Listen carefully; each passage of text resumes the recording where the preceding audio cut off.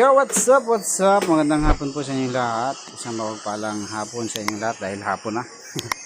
So, update lang natin yung ating in process dito na dalawang unit. So, inaabot na ng 2 weeks to dahil busy.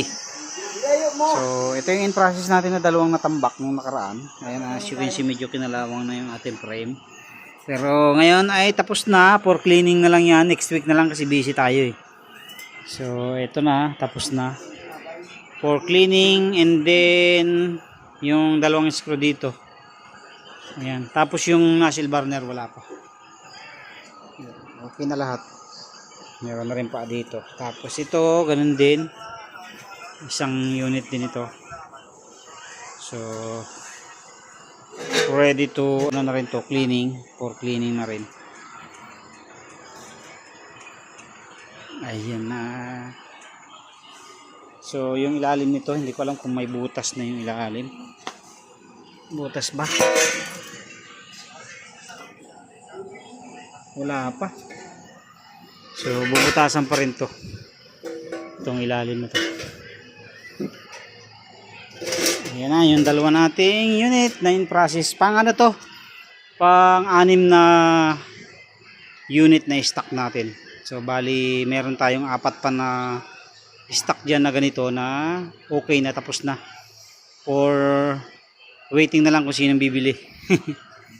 Tapos meron pa tayong 4 or 5 unit din ng bilog round type natin.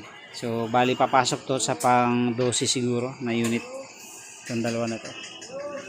So yan. Tapos meron tayo dito na dinidesign ulit ngayon.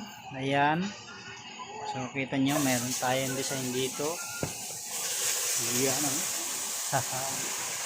pwede pa masailan. So pwede to sa mga masailan.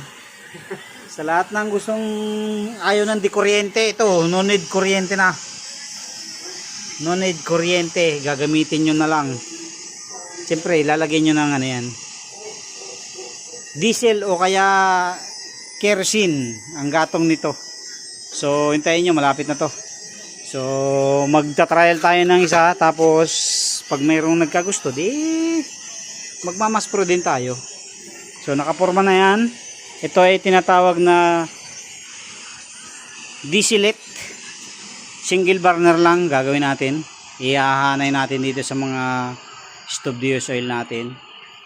Yung mga gusto ng dieselet, pwede yan sa inyo. Dieselet. Kaya abangan nyo itong unit na to kapag natapos. So magsasimulate tayo. Testingin pa rin muna natin. At observe natin bago tayo mag-mass pro. Pero yan, nakaporma na yan. Ayan na. So yan lang po yung mga update natin ngayong araw sa ating mga gawa ngayong araw.